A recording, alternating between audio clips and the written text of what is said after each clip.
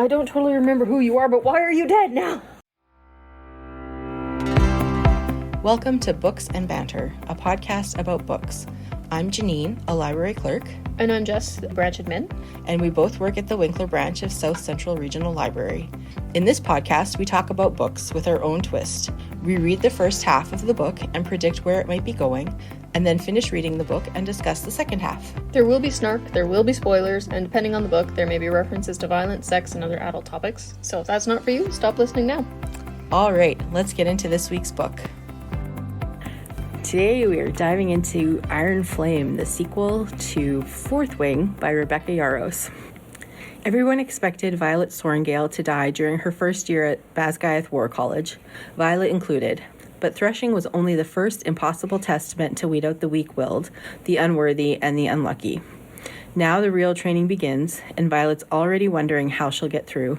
It's not just that it's grueling and maliciously brutal, or even that it's designed to stretch the rider's capacity for pain beyond endurance. It's the new vice commandant, who's made it his personal mission to teach Violet exactly how powerless she is, unless she betrays the man she loves. Although Violet's body might be weaker and frailer than everyone else's, she still has her wits, and a will of iron. And leadership is forgetting the most important lesson Basgiath has taught her. Dragon riders make their own rules. But a determination to survive won't be enough this year, because Violet knows the real secret hidden for centuries at Basgiath War College, and nothing, not even dragonfire, may be enough to save them in the end. So this is book number 2 in the Empyrean series, released November 7th, 2023, which was just a week ago. According to a New York Times article, this is the second book in a planned 5-book series. I think when we recorded Fourth Wing, we said it was a 2-book series, and that was from Goodreads. It said book 2 of 2, I think is where I got that from. So anyway, there should be 3 more coming. They can't come soon enough for me, as far as I'm concerned. If they were all published tomorrow, it still wouldn't be quick enough. No. So the book came out on the 7th, which was Tuesday. My copy arrived on Monday, and it was very exciting. And my copy was supposed to get here on Wednesday. Oh, I had to bring my copy in the next day and show it off to Jess because she didn't have hers yet. Yeah. Thank you for that. You're welcome. Since its release in May, Fourth Wing has sold more than 2 million copies globally, according to the publisher. It has been on the New York Times hardcover fiction bestseller list for more than 6 months, with 3 months at number 1. As it should be.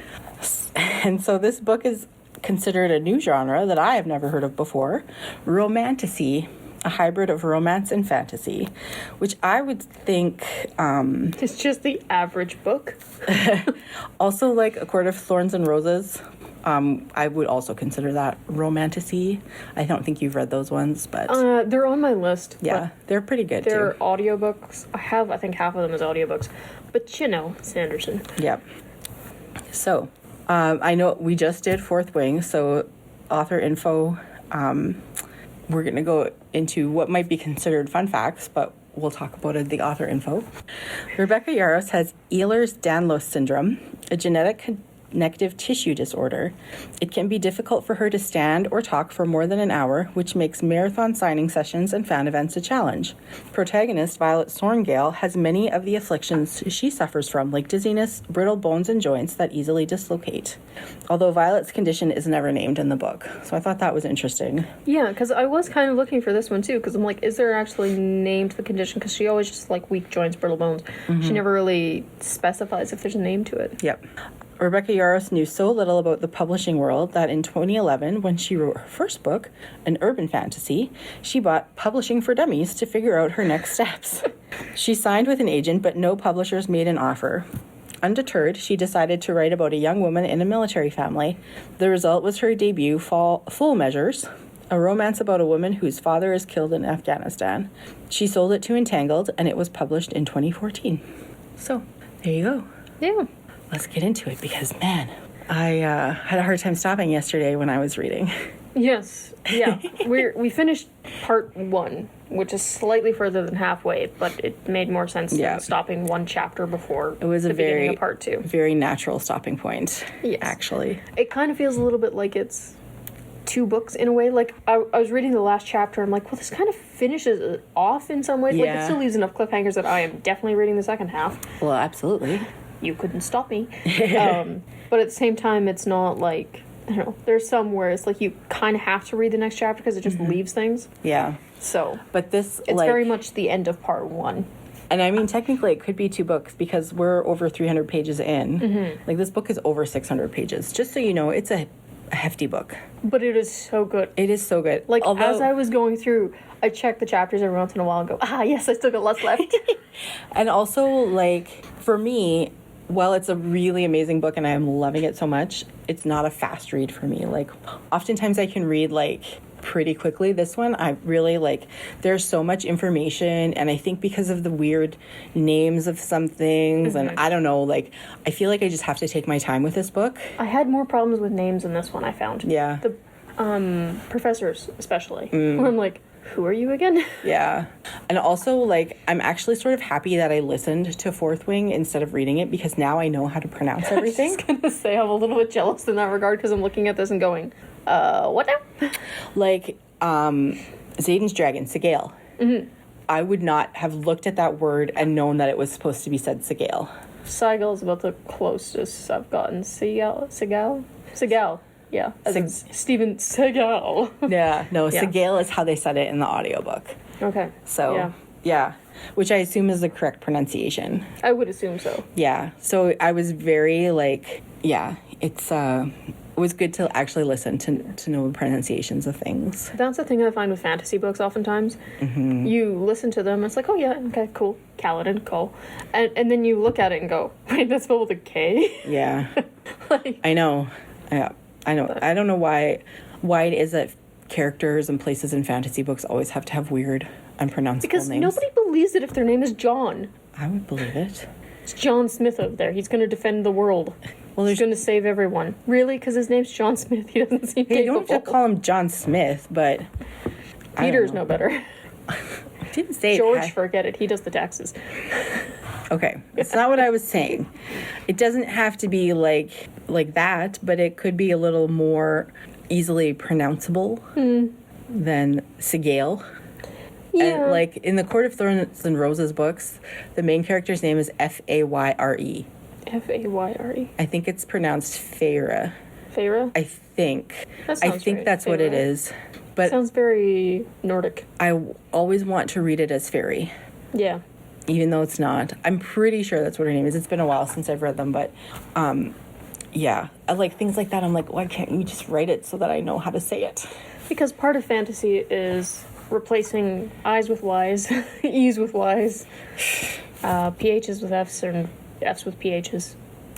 Anyway, that's a little pet peeve of mine with fantasy books. I like fantasy, but yeah. What do you think of the cover? The cover is fine. I like it because it's very similar to the first cover, but like burning up from the bottom, which I'm sure signifies something that we haven't reached yet. Yeah, it's, I mean, it's not like... Artwork for this book cover is quite nice. Yeah. Like, I don't know how to explain it. It's just, it fits with the series. Yeah. And it doesn't have a face, which I like. But I'm not going to lie, if I saw this book on a shelf and I knew nothing about it, I probably wouldn't pick it up based on the cover. Oh, I totally would. Okay. This is the kind of cover that is, it's pretty enough that I look at it and go, well, I will try it, based on the fact that it looks really nice. Well, and you had a thing for dragons before we started. True. A thing for dragons. Well, Yeah, you're not wrong. could not have cared less about dragons until we started reading this book, and now I'm like, I gotta read all the dragon books. Yes, you do. Get me all the dragons. And That is a very dangerous thing. People that write fantasy are known for going a titch overboard. This person that I follow on Instagram, she started doing unboxing of like these little collectible toys, like Lego minifigures and these things. So she had these things that were called me meows or something. They were cats, and like one was a hamburger and one was a unicorn, whatever. They were really, like, they're cute. It sounds weird, but they're cute. It's a hamburger cat? Like the body is a hamburger with a cat head and a tail. That's not a restaurant I'm eating at. I know. Continue. Anyways, there was a dragon one, and I was like, oh, I want that one. It was adorable. It had like one little tooth poking out. I like it when they've got like a little tooth. It was just really cute. And I'm like, where can I get these so I can start collecting so I can get this dragon one? No, I'm not going to because I hate cats really, but this little dragon cat was adorable. Anyways, now I'm like, yeah. So when I got my book, I was like, oh, I want to start reading it right away, but I don't want to read it because I want to save it because once I read it, then it's going to be done. And then what? What will I do? With Fourth Wing, it was kind of like, okay, the second one's coming. Yeah. It's fine. But now I'm like, there's not even a publication date for the third one. No. So, like, the second half is going to be so bad. Because the first half, I'm like, it's okay. You still have an entire half of the book. Yeah. For the second half, it's going to be like, read slowly. Although... Or go back and read it again. If it comes out as quickly, like, Fourth Wing was released in May. Mm-hmm. So it's only been 6 months. So we could conceivably get it. In May. Yeah. It's Which possible. I guess I'll have to live with. I know, but that's the thing, right? When you have something that you're really looking forward to and you just, like, you want to just dive into it, but you also want to save it because as soon as you read it, then it's over. Although, is there any better thing than an author surprising you with a book that you didn't realize was coming? No, that's true. That is really... I had one the other day where I'm like, yes! It's Christmas! It was so good. I'm like,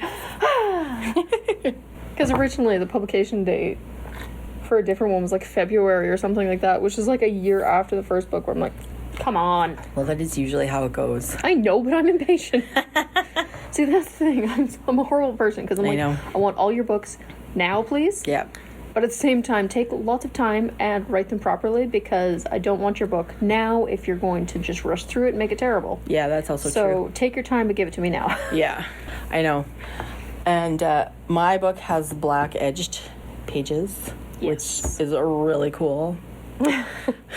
I've never had a book with colored edges before. I saw one that had gold. Oh, that yeah, was okay, gold. Really sharp. A Bible. I've had. No, I mean... No, I know. There's a copy of Fourth Wing, haha. You can add little dragons to your Bible. Find that one. No, there's a copy of Fourth Wing that had gold with black dragons. Yes. Oh, gorgeous. I know. Now I'm into, like, I gotta buy books with cool the edges. I don't know what the word is for that. See, it's one of those things where I'm like, I want to do a bunch of leather binding of my books. Mm-hmm. And these would be like perfect because can you imagine this in leather with gold embossing? Oh, it'd be delightful. Mm-hmm. But at the same time, the original looks so good that I'm like, maybe I just need to have 2 copies, one with the regular, one with the leather. You know, it never occurred to me to do that, but I have seen people with like different covers and different editions and whatever. And I'm paint like, the edges like a... Yeah. I'm like, oh, am I really a collector if I don't do that? You'd be a collector. At the same time, beautiful covers out there. How many books do I need to have? Well, there's some series that I'm going to do it with, because, like, Chronicles of Narnia. Love the series. Hate pretty much every iteration of the covers out there. To me, they just don't look... The covers don't match how good the books are. Okay. So, there's a... Once I have enough points in one thing, I'm going to use that specifically to buy paperback copies of Chronicles of Narnia. Okay. That I'm going to tear to pieces and recover in leather. Nice. So... I'm going to be honest and say I've never read that series. No! I have read The Lion, the Witch, and the Wardrobe, and that is it. The Magician's Nephew is fantastic. The Voyage of the Dawn Treader, one of my favorites. Silver Chair gets a bit weird. Okay. I've read other C.S. Lewis, but not those. After The Voyage of the Dawn Treader, things get a little bit funky. Okay. Yeah. But honestly, The Magician's Nephew is hands down my favorite. Okay. Yeah. Maybe I'll read it when I have some time. Back to Iron Flame. This book, the release of this book, I feel like there has not been a release like this almost since the Harry Potter books came out, like with so much fanfare. Like they had special release parties at like midnight at bookstores and things like that, which I feel like hasn't happened. It is quite rare for that to happen, because that's the thing, like Colleen Hoover, which is kind of the last like really big adult fiction author kind of deal, a lot of that was getting her back catalog and not quite as much fanfare with the new books that are being released. Yeah. And some people are saying that this is like they haven't seen like hysteria or whatever, excitement over a book like this since like Iron Flame hysteria. Since like Harry Potter or Twilight, I think was another one that was like really big. Yeah, that's true. But there hasn't been this sort of like big excitement over a book. Well, it's just good. It is so like I've been seeing this like Fourth Wing for months on social media, and I was like, I don't know. I'm not dragons. Meh. I have problems with books that are so popular because oftentimes there's so much hype that they just fall flat when you actually read them. Mm-hmm. And it's kind of like, seriously, you guys are going crazy about this. Mm-hmm. But this one, it lives up to it. Honestly, 10 out of 10. Read this book, please. Nearly every book account that I follow on Instagram, the person has gotten this book or read it or like whatever is talking about it. There's like one who's like, that's not my thing. I'm just not gonna talk about it. There's enough other people out there talking about it that I'm not. You don't have to talk about it, but still read it. Yeah, exactly. Yeah. But I also heard somewhere that people were saying that their copies were missing like big chunks of pages or parts of the story or whatever. So I was like, oh, that's not... So I don't know. I haven't really looked that up to know for sure, but somebody just said they had checked their copy to make sure that... Could be a print run issue. Yeah, maybe.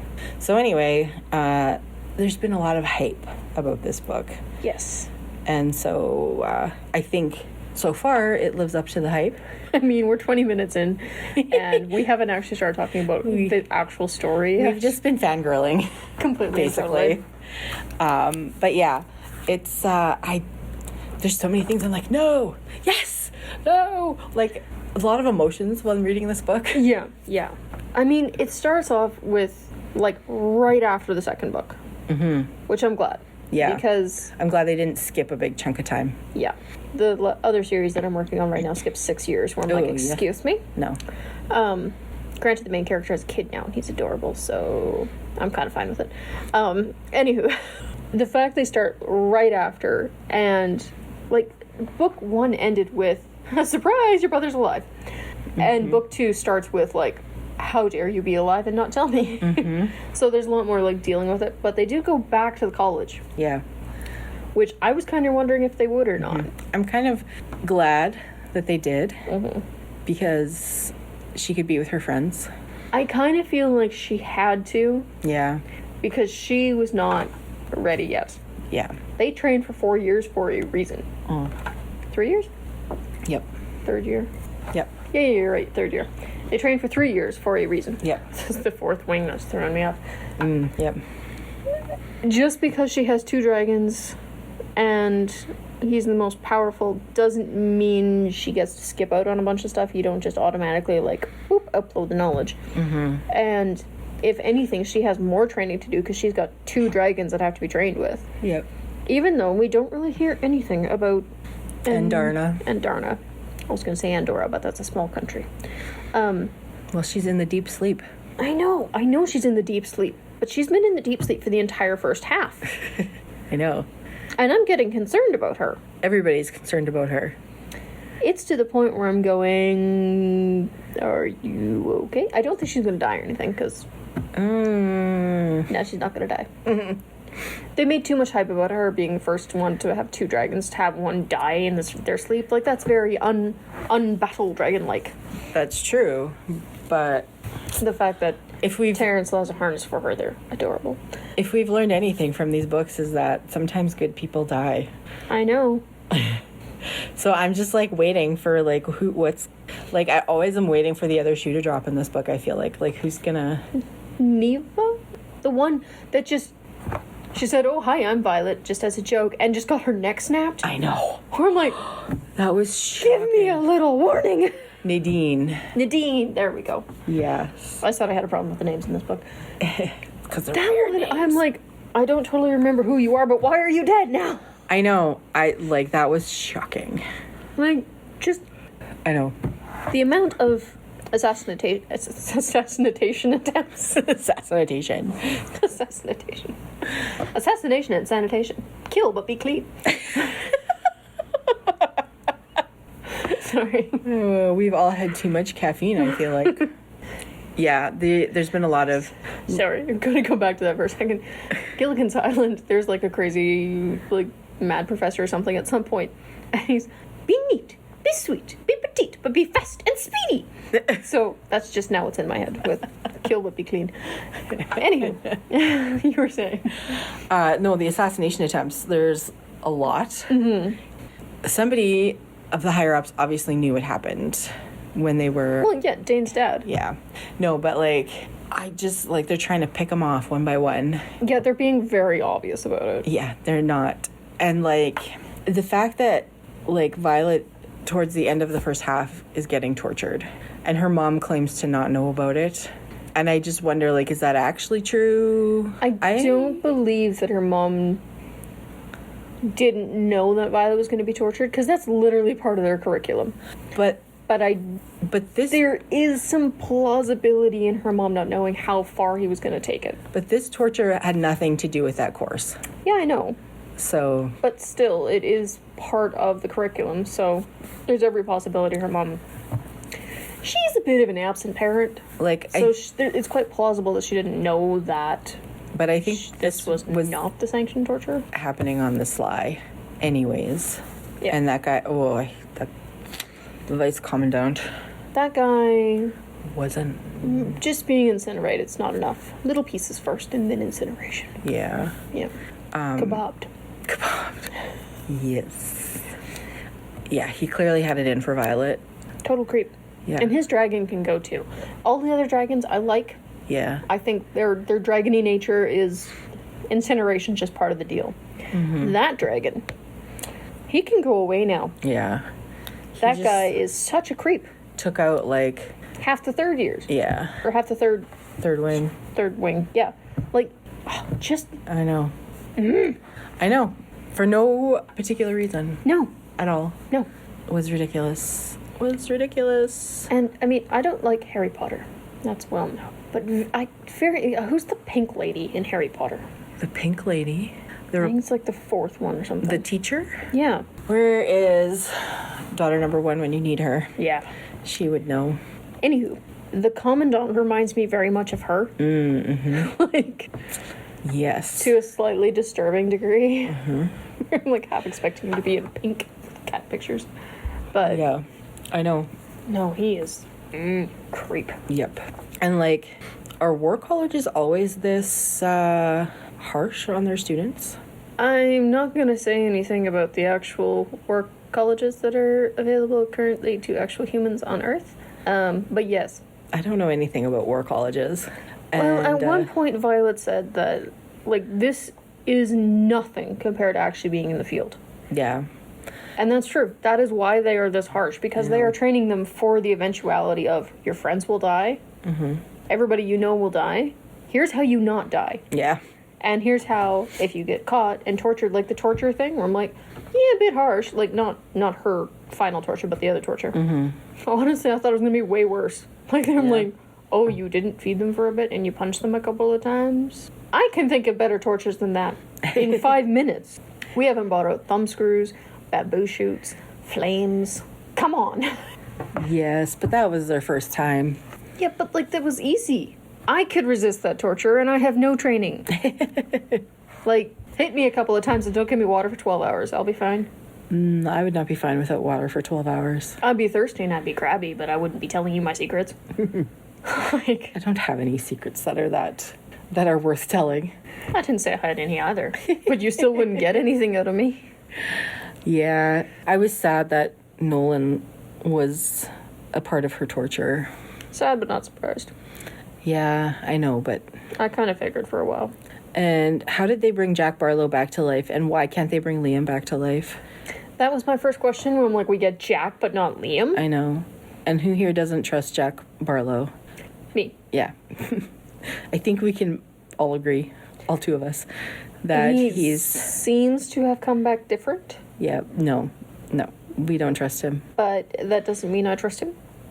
No. There's a point where if you try to kill me 5 times, you're just not getting trusted ever again. Yeah, and maybe he saved... I don't care if you spend the rest of your life saving kittens. Yeah. And perhaps he saved Violet's life, but obviously she's not going to die because she's the main character. She can't die. Yeah. There can't be 3 more books if she dies in book number 2. Don't... Not saying she dies. But I kind of feel like they're setting up a subplot between the King's son and Liam's sister. Oh. I kind of feel like there's set up there for something. Well, I mean, Liam's sister's sadly kind of pathetic. she is very pathetic. Like, there's times where I'm like, honey, get it together. Yeah. Like, did you not know where you were coming? Yeah. Learn to fight. Come on. What did you think you were going to do? Oh, he's your pet dragon. You're just going to make cheese toasties. Cheese toast. Like, Yes, and also accept help when it's offered. I get the anger thing at Violet because she perceives Violet as being responsible for Liam's death, which is not the Even case. though she's not, and she thinks she is too. But why is she such to Imogen? Imogen, by all accounts, was Liam's friend. Yeah. Or do you now just hate anybody that Violet associates with? So was Violet was Liam's friend also. Yes, but she perceives Violet as being responsible for his death. I know. Whereas but- Imogen apparently is innocent. I did like the evolution of Imogen from the first book to the second book, which is like, I don't like you, but you're okay. No, I like her now. I like all the rebels. I like the fact they didn't go to like, oh, we're besties. Because No. it's like, no. Yeah. That comes off as very fake and very like, we're besties and I will stab you in the back. Yeah. No, they tolerate each other in a way that's very sweet, I think. Well, there's the like, we're not talking boys. Yeah. Just not happening. Okay, you have this amount of time to talk boys to me. Yeah. Yeah. No, I like what their relationship is becoming. I think it's very... I will say the thing I like the most about this book is that all the relationships are like adult, not like the petty, no, we didn't communicate, I'm not talking to you ever again. Like, that often comes, like, these characters are like 21. Yeah. Oftentimes at that age, the writer will default to like, you're 16. Yeah. I mean, emotionally, you're 16. I'm not saying 21-year-olds are like, woohoo, you know, taxes and death, but like... You're on a taxes I don't know why. thing today. I just associate that with old people and boring people. Pardon me if you're a very exciting tax accountant. I had caffeine this morning. It was a bad idea. But, like, given how Violet was acting for the better part of the first half, I was concerned that when she finally did either tell Rhiannon anything, that there'd be like a big, you know, classic high school blowout where it's like, I'm not talking to you, you're not talking to me, you didn't let me in on your rebel thing and you're not trusting me with my rebel thing. And instead they're like, yeah, okay, no, we get that. Would you like some help now? Yeah, I'm happy that she told them. I'm glad, because I do feel like she'll be able to trust them. Ish. I think so. I think they've proven themselves trustworthy. How?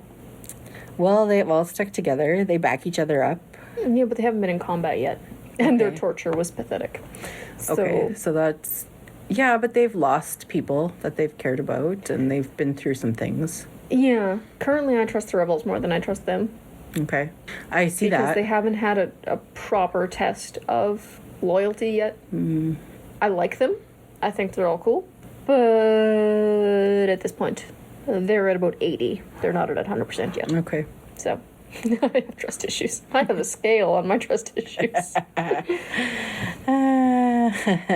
don't know. It's just, I can see all the various different ways. Like Rhiannon, for example. If the crazy commandant were to take her family hostage and start torturing them, she would turn on Violet. Do you think? Yeah, no doubt. Well, the rebels can't do that because they don't have families. Which is one of the reasons why I trust them a little bit more. They are used to life screwing them over. And they are used to getting the short end of the stick and being the ones that are always outside having to work twice as hard, not being able to trust anybody, so I trust them more. I don't know. If you've had it good your entire life, yeah. I don't trust that you're not going to fold when something difficult comes along. It all comes back to that cynical and naive. It really does. Yeah. So. Yeah. I should probably go to therapy. But that being said, too, I fully expected the second book to be a lot more like Violet and Xaden, not talking. But they're kind of working through it in like an adult manner, where I'm like, okay. Kind of. She is being somewhat stubborn, but... She's being somewhat stubborn, but also I can understand it. Like, she's sort of... I don't want to say she's being pulled in two directions, because one's like a proper yank and the other's like, stay with me. Because it's basically her mother, who is not a very nice person. I think her mother cares for her, but I think her mother also will stand by and watch an entire village get slaughtered. Yeah. Like, but I also think her mom felt a little bit of pride when she left with the rebellion group. Not that she would show it, but I feel like deep down in the farthest corners of her heart, there was just a time. I have to believe that she felt that, like, little bit of pride. Proud that she left so much as proud that Violet stood up for herself. Maybe that. Because I think her mom perceives her as weak in every way. Mm-hmm. And Violet is stubborn as heck. Yeah. And I think her mother respects that more than anything else. And she has withstood a lot in her year and, a half? Yeah. So I feel like her mom, like, I also feel like her mom is aware, like, she knows the situation, obviously. She's aware of what's going on. I don't think her mom wants Violet to go with the rebels, honestly. But I also think that she's aware that this is a problem that needs to be dealt with. Mm-hmm. And because of her position, maybe she feels like she can't. I don't think she wants to deal with it. Maybe. I think her focus is... What's the country called? Navarre? Navarre. I'm always stuck on Navarone for some reason. Navarone? I think it's from Western. It's like abalone. I don't know. No. I think her mom's focus is on Navarre's security more than anything else. I don't think her mom wants to help the villages so much as she wants to get the wards working properly again, and that her her focus is on the defense of Navarre rather than helping any of the outliers. I don't think that's going to change. No, but I don't know. I don't know if, like, gave her blessing, but was like... She recognized that she was safer with Zayden. And this is what you have to do, and that's okay. Ish, even though it goes against... Like, I'm not going to stand in your way, than that I'm giving you my blessing. Yeah. So she slightly redeemed herself a little teeny tiny bit right there. A smidgen. And the fact that But that being said, she was looking at her daughter that had been tortured for 5 days and going, I give you permission to go with your boyfriend. Dang right you do. Try and stop me. But try and stop him, actually. Good luck. She did also... seem like she was upset about the torture. Yes. So... I don't trust the woman as far as I can throw her. Mm-hmm. I think she's definitely going to end up on the opposite side of the war. My question is Mira? Is Mira going to end up on the side with Brennan and Violet? Mm-hmm. Or on the side with her mother? I was wondering that too, because Violet tried to tell her and she did not want to believe. Yeah. It seems to help, though, like, people, when they're trying to tell people, if they get the dragons to tell them. Yeah. Oh, yeah, trust the dragon told me. Yeah, okay, we're cool now. Like, the fact that they can, like, show each other those images, and then the dragons can show it to their riders. Yeah. Well, like, the fact that dragons have, like, their, like, communications is super cool. Mm-hmm. Honestly, I love it. I just like the fact that dragons don't talk. Mm-hmm. Like, that, to me, is much better than the, like... chatty dragons. Like the ones where... Okay, nerd tangent. Nerd alert. It drives me a wee bit bonkers when there are creatures like dragons that talk, but they do not have the tongue, the vocal cords, or the actual physical components required to make the sounds for human speech. It irks me, because I'm looking at it and I'm going, that tongue doesn't make those noises. Okay. So I'm glad that in this book, completely skip over that and go just straight up, go straight up telepathy. Okay. Much better. So, you know that dragons aren't a real thing. Yes, I know. So, but you're okay with the existence of the dragons, but not with the fact that they can talk. Yes. Hypocrisy of the nerd alert. I have no response to that.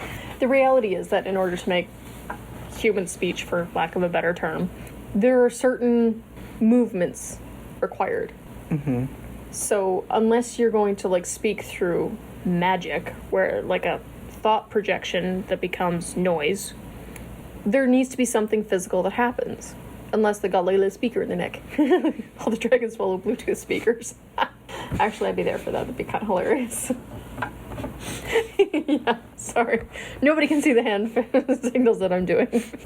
Sometimes I feel like we should video this. And then I'm really, really glad that we don't. Yeah. Absolutely.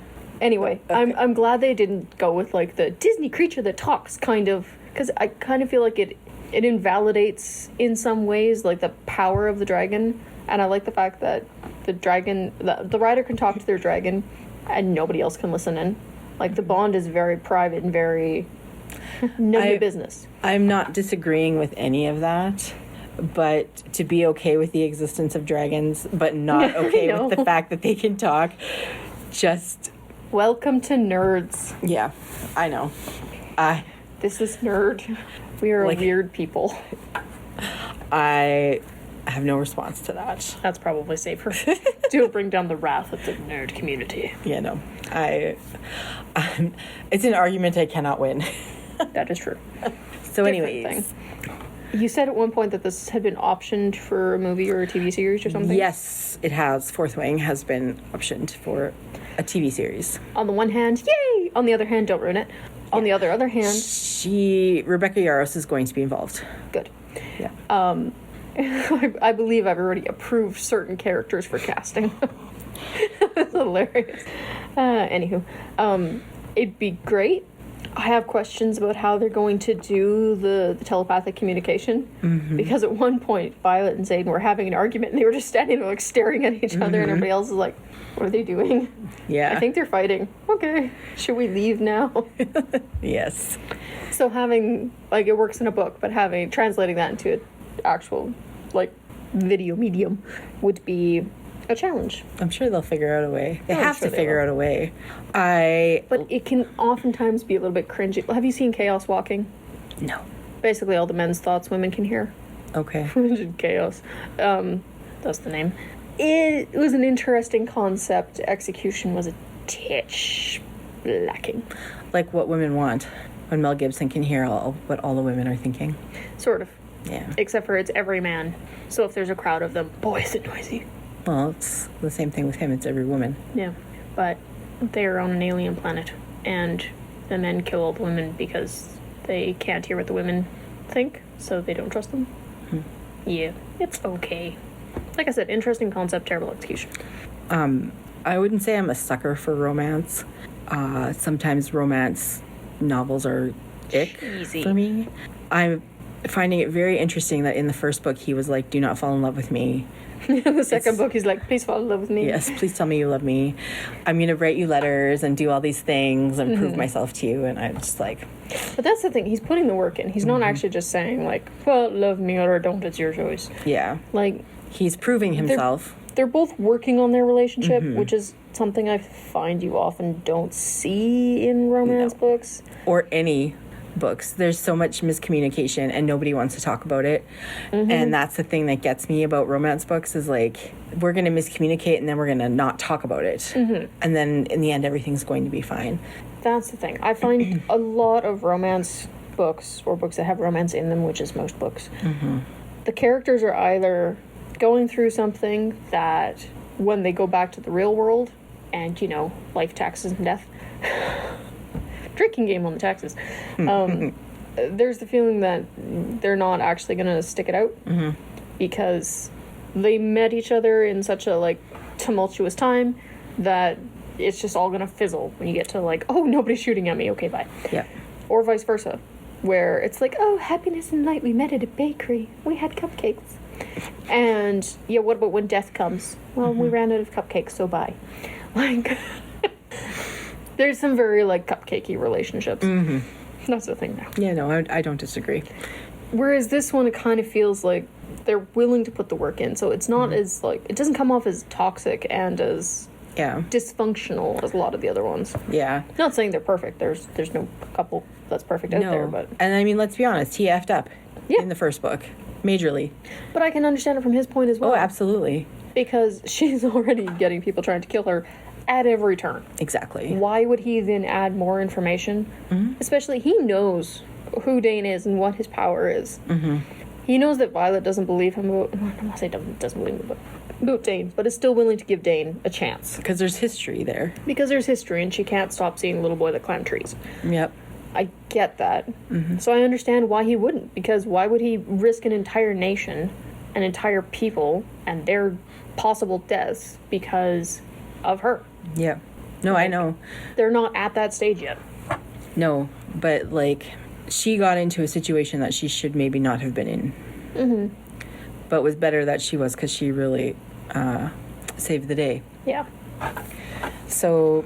Well, I think now that she's in, there's a point to telling her more of the details. But at the same time, he has a point.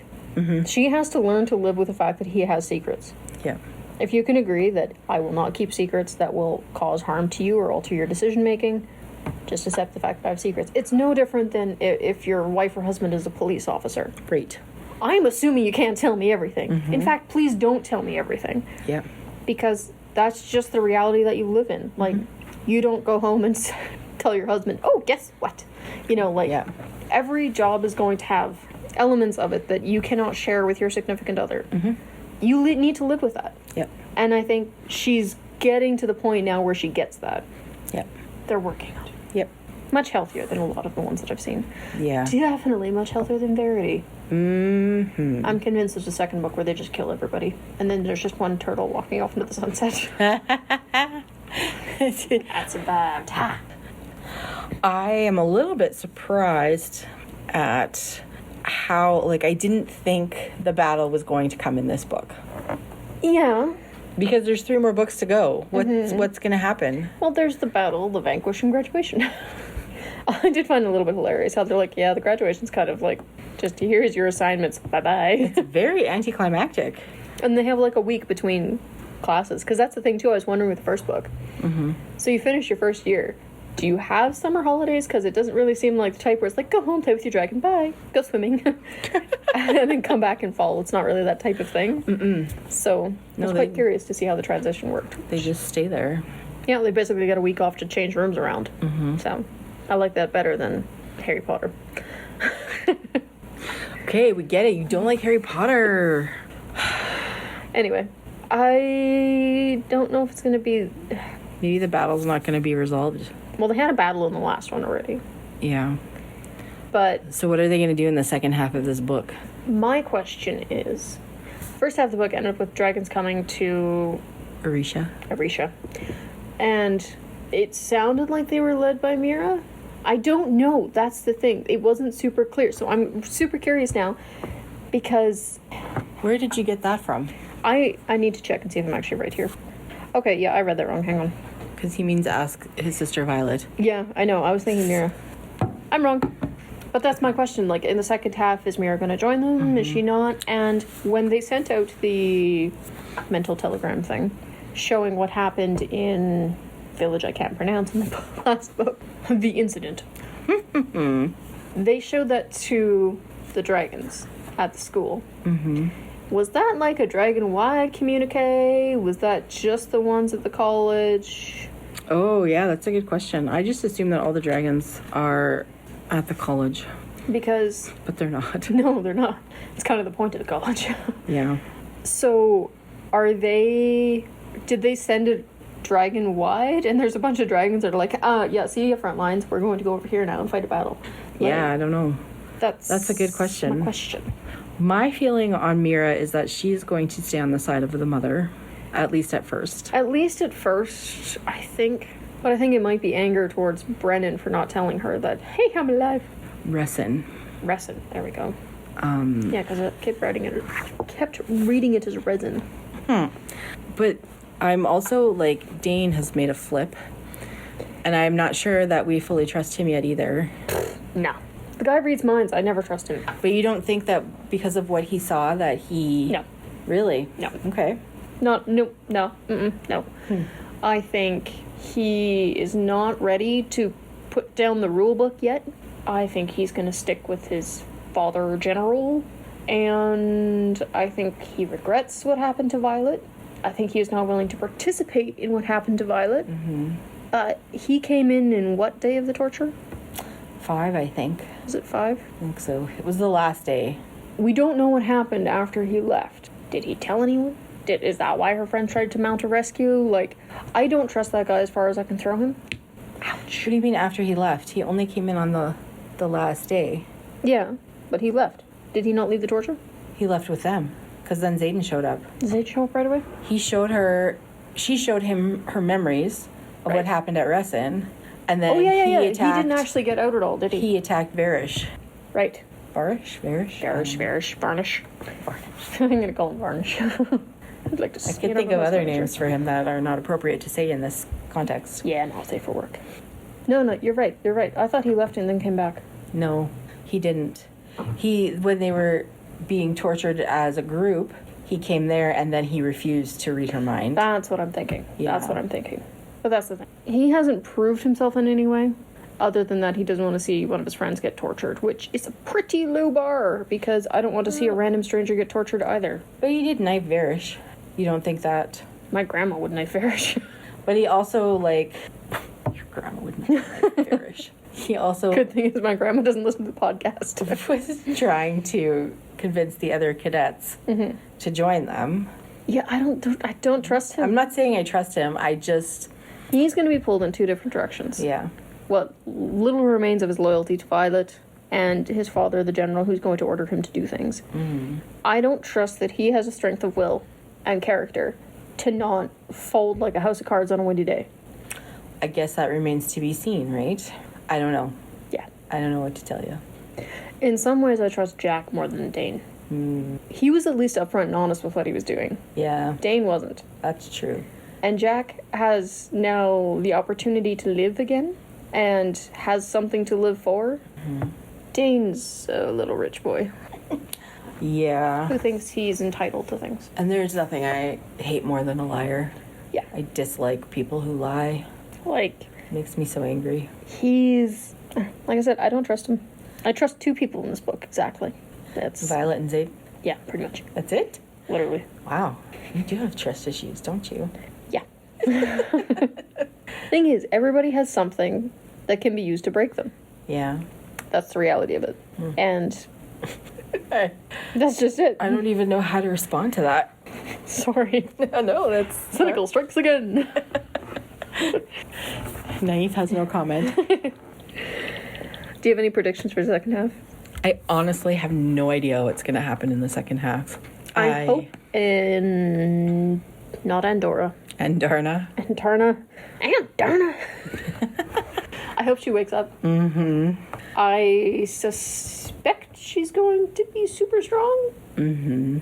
Because I can't see her being weak. I do find the fact that the entire, the dreamless sleep. Now, we make our teenage dragons go to sleep for a while because we're just not dealing with their sass. I know. I find that kind of hilarious.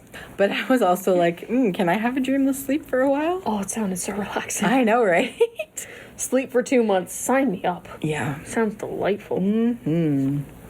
But it would be amazing.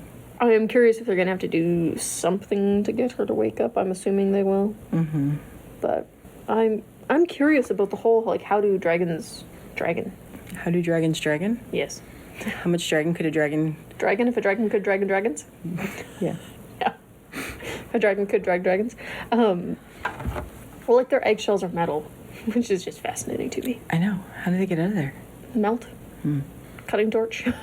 Can they melt, though? Could Andarna fire before she matured? I think so. Okay. Can't remember. Because her powers were... Yeah, but their flames aren't part of their powers per se. At least it's not really been specified. With the wyvern.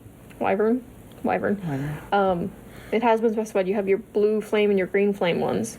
But with dragons, it's not really been specified that there's any difference in flames or that flames are affected by their powers, as far as I know. Yeah, I just don't remember her firing anything. Yeah, me neither. So... But how else are you going to get out of a metal shell? With your talon. Oh, no, she didn't have talons either. She didn't have talons. She had paws. Maybe she had one tooth. You just went Isn't there a creature that has that? Or maybe it's a talon. One tooth. They break out of their shell. Probably. There's a lot of creatures out there. I know. See, the only thing that makes sense to me is that they get out essentially by using their flames like a cutting torch. And they get out their metal shells that way.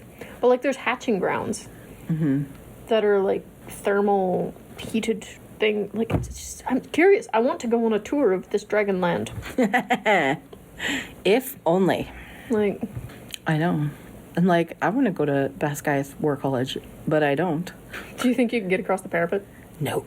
Or the gauntlet, or any of those things? Absolutely not. Yeah, seems tough. I know. I'm confident I could survive the torture test, though, because that seemed pretty weak. I think I'm more of a scribe quadrant kind of girl.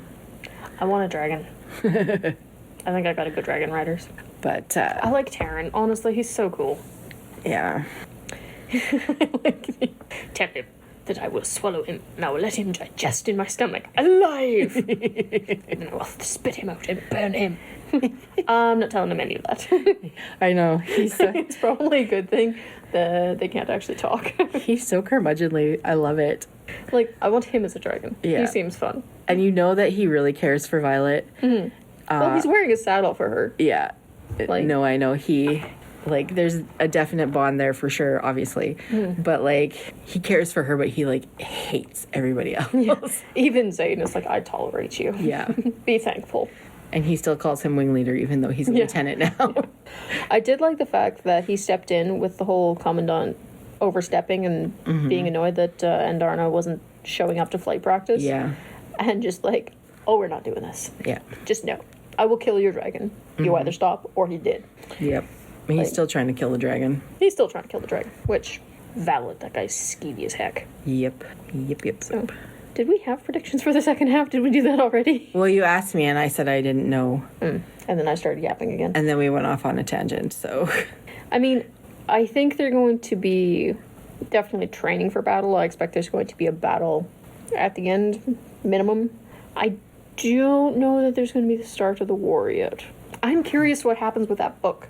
The fact that now they have the journal of one of the first 6 riders. Yeah, and I'm curious if that's going to be enough with the wards. Because if I was the 6 riders and I was trying to hide how the wards were made, there'd be a little bit in each of the 6. No one would have the complete puzzle if you didn't have all 6. I'm curious to see if that's going to happen, or is it just like recipe 1 dragon fire, 2 dragon eggs? Like, Yeah. it's, I don't know. I want to read that book. Yeah, well, they were talking... Oh, I thought they talked about something that it said somewhere. But They talked about something that it said somewhere. something from the book Yeah, somewhere. I can't remember. This, like... something there's about Iron Rain. so much going on in this book. Like, part 1 is a book in itself. It is. 334 pages is part 1. That could be a regular book. Yes. So yeah. We're lucky we get 2 books in one. That will have to hold us through for the next 6 months at least. Also very, like, for reading, to hold it. It's a bit of a beast. Well, I read an ebook copy because mine's not going to be here till Wednesday. Well, then you can wait till Wednesday and read part 2. Yeah. I like the fact they've got maps. Yeah. I just like the fact that it's in my hands. It's here. You're like 3 seconds away from dancing. I got the book. I got the book. No. You don't have a copy. No. I'm like 3 seconds away from picking it up and hugging it. Again, no. I've never, like, I don't know. No, that's not true. I have been this way about some books, but... They're just so good. That's the thing. Like, I know. a lot of the things that bug me about, like, regular books, like some of the romance and other fantasy books where it's like, oh, this is toxic. Or world building holes where it's like you're forgetting some very main, like, rules of the physics of your world that you disregarded 3 seconds after you said them. That kind of thing. Like, it doesn't have that. Yeah. The only thing that annoyed me slightly about this book is that the Commandant reminds me of the Pink Lady from Harry Potter. That's it. Yeah, I mean, and often when books have so much hype, they actually aren't that good. No. There have been times when I'm like, why is everybody loving this book? I hate it. Yeah. So, Verity. yes, that one was a bit... Painful. Although, I was talking to somebody the other day about Colleen Hoover, and they agreed that Verity was weird, and her other books aren't quite that bad. So maybe we should try again. I think we just find the bad ones. I don't know. Like, to know which books you should avoid by every author, tune into the podcast. yeah. But even, like, Stephen King, I saw a comment the other day, like, somebody was talking about 11/22/63 and how, like, their favorite book. And then somebody had commented, I think this was his last great book. So I think, and we've read his more recent stuff, I feel like perhaps he's not as good as he once was. I feel like with some of the big name authors, it comes down to the editors. It's just not being able to say, this stinks. Well, Try again. Some of them start their own some of them start their own publishing companies. And when you're the boss, your underlings are the ones that are supposed to keep you to task. Yeah. That could be issues. But also, like with this, I want the next book tomorrow. There's that constant pressure to write the next book, write the next book, write the next book, even if you're really not feeling it. Yep. So there's going to be duds. Yeah. But some people, it feels a little bit like they just kind of ran out of ideas. Like with Holly. Oh, that book was terrible. Like, there's true crime worse than that. That's not even horror. Yeah. Like, it's boring. Well, it was gross. It's horror. Does that count? Borer. Jess has developed a new genre called borer. Yes. So far, both Stephen King ones can fit in there. Yeah, I don't know, because he's written so many books and he's had such a long publishing career also, like over 40 years. Yeah. I think. And so, yeah, I don't know. My hope is that Rebecca Yarros doesn't flame out in the next 3 books. Well, that's the thing. I think there's definitely a lot of possibility for this series going forwards. I mean, there's definitely a lot of possibility for the second half of the book that we haven't read yet. Because these are thick books. Like, they are long. And it still feels like we barely scratched the surface. Like, there's an entire secret archives. There's creatures you've never even heard of. There's how are the words created. And that's just the stuff we've covered in this book. Yeah. Like, they're very, like, actually dense with information, but it's not boring. No. At all. That's she presents the thing. it in an interesting way, and the pacing is, like... Yes. Like, this could be a very dull and boring book with a few, like, exciting, battle-y things thrown in. Right? Yeah. But it's not. You just want to keep going. You want to find out what's going to happen, what's coming next, and... Putting it down is physically painful. Yeah. Partially because your hands hurt. Yes. But yeah, I have absolutely no idea where she's going to go next with this. No, but I'm there for it. Absolutely. We are back with part 2 of Iron Flame. And heads up, I know we say this always, but there's definitely going to be spoilers. So if you haven't read it... Lots of spoilers. Yeah. Nothing but spoilers. If you haven't read it, and you don't want to know what happens, stop now. Like right now. Yeah. Like immediately. So I was reading this book over the weekend. I had about 80 pages left. I watched this video on Instagram. I was telling you this earlier. There's 2 girls. They were sitting beside each other on a couch. They were both reading the last 2 chapters. And when I saw their reactions, it just showed their reactions. There was, like, no speaking, no words, nothing. It was just their, like, reactions. And they were, like, they looked devastated. They were crying, like, just... They were crying? One of them was crying, I'm pretty sure. That's extreme. I cried in Fourth Wing. When? When Liam died. I was mad. I was sad. Anyway, so after I watched that, I was like, I don't think I can read these last 80 pages because I don't know what's going to happen. And I am worried about what's going to happen. It was not at all what I thought. I thought for sure, like, Andarno was going to die, or... Oh, no, I didn't think Andarno was going to die. Maybe Violet, or maybe Xaden. Something bad was going to happen to, like, one of the main characters. We've got 3 more books left. Well, I know, but I didn't know. Anyway, it was not at all what I thought. So I was happy about that, sort of. Did I like the ending? I have expected Mira to die. Or at least get injured. Oh, Mira. Interesting. Yeah. Huh. So... this book was a ride. I also saw somebody who read it online said that this book was way too long, too much detail. Burn them at the stake. It was a real slog to get through it, and I was like, really? Burn them by dragonfire. It did take me, like, a bit to get through it. Like, I didn't read it as quickly as I normally read a book, but that's not because it was bad or I didn't enjoy it. It just took me... just kind of felt almost like 2 books. It's a little dense. Linda, remove the death threats if you need to.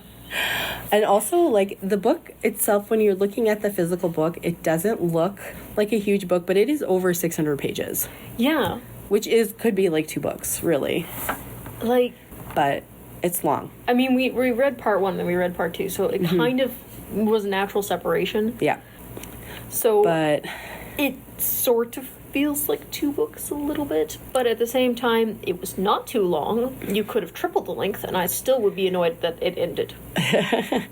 And you were saying you saw somewhere projected release date for book 3 was December of 2024. Yes, that was on Goodreads. So who knows? I don't know if that's accurate or just a placeholder. I don't know that the author has actually said. What I do know, when I saw an interview with her online, she said that because Fourth Wing and Iron Flame came out pretty close together, and she did a lot of press, and like the way that it blew up has all taken a toll on her body, and because of her health issues, that the third book will be longer in coming out than Iron Flame was. So just so be aware of that. Could be waiting for a while.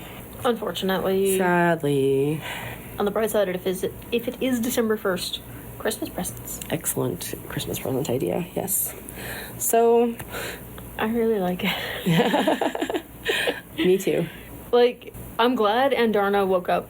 And I'm glad they didn't just skip to, like, I am Mighty Dragon. And that they're very much keeping the teenage years. Yeah. Because Taryn trying to get her to stop getting distracted by sheep is hilarious. And I think at one point there was a line.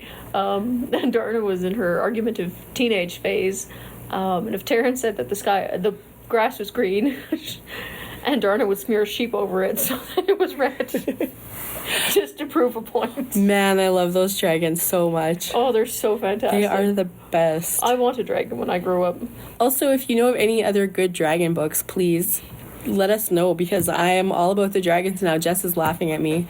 But anytime I see a book on the shelf here, I'm like, is this a dragon? Is there a dragon in this book? Should I read this book? So if you know of any good dragon books. Have you at least watched all 3 How to Train Your Dragons? I have not. What? Oh, you have to. They're fantastic. Maybe I'll do that over my Christmas holidays. And it's based on a series, and all the books have dragons in them. I should read those books. I never even thought of that. They're really good. Yeah. Big fan. Okay. Well, You'll get what I'm saying about the whole it's How to Train Your Dragon for adults. Yeah. So. Yeah. So, yeah. And the good news is there's How to Train Your Dragon 1, How to Train Your Dragon 2, How to Train Your Dragon 3, and then there's the Dragon Riders of Berk, the Defenders of Berk, and Edge of something. Okay, so there's a bunch of mini-series in between. There's never ending. Only Plus there's 2 weeks. A short holiday How to Train Your Dragon where there's baby dragons. I only have 2 weeks vacation. I don't have time for all those dragons. Baby dragons, Janine. Okay. They're adorable. I will look up the baby dragons. Good. But that's what I picture the dragons from How to Train Your Dragon when I read this, which I know they look nothing alike, but I don't. In my head, enough. In my head, they're like those cartoony dragons. No, in my head they're like a full, like. I know they're nothing like that. Like really. your standard fantasy, like teeny eyes, big teeth. Yeah. But I just cannot wait for the TV series to come out just to see what they do with this, because on the one hand, yeah. On the other hand, no, because I like it enough that I'm like, don't ruin it. But on the other hand, there's more. But Rebecca Yarros is going to be involved, so I think that will help. Yeah, I don't know how to put into words what I feel about this book. Do you know what I mean? It's one of those where I'm like, I'm annoyed at how it ended. I want more of it. Yeah. I'm annoyed that I have to wait at least a year. And I don't know, it's just... Yeah, I know. I kind of feel like going back and reading Fourth Wing again, not gonna lie. I know. And I think part of it is it's such a long book. There's so much happening. It's hard to, like... We could talk for hours. Yeah. About what happened in this book. For sure. For sure. So, yeah. So, if you go online, there's a lot of, like, spoilers and videos and theories and whatever. So, I tried really hard not to look at any of that till I was done. I didn't. I'm very good at avoiding those things. I didn't look at any till I was done, but then I did look at a few. So, one thing that I thought was really interesting. So, in the end, Jack Barrow? Barrow or Barlow? Jack Barlow was turned into a venom. And also, sadly, Xaden. Which I don't want to talk about that, Janine. It makes me mad. Okay, we don't have to talk about it. But I no, we do. That's just wanted to bring it up because I saw this theory online. Somebody suggested that perhaps the reason why so many dragons are not bonding with new riders is because their previous riders are not actually dead, but have been turned into venom. Oh. And so they can't bond because their riders are still alive. Interesting. And I thought that was really interesting. And so... Oh dear, now we've opened up that train of thought. That's the only reason I bring it up. Wouldn't that be fascinating? Yes, it would be. Rebecca, please add that. And, like, that would be... Wow. Yeah, I know. Oh, now my brain's going. That's exactly how I was when I read that yesterday. And I don't know who said it. Somebody else was talking about... I heard this on this podcast, and I'm sharing what this podcast said, so it was Yeah. So I don't know where it came from. So whoever came up with that theory, I mean, yeah. You've just made this next year innumerably worse.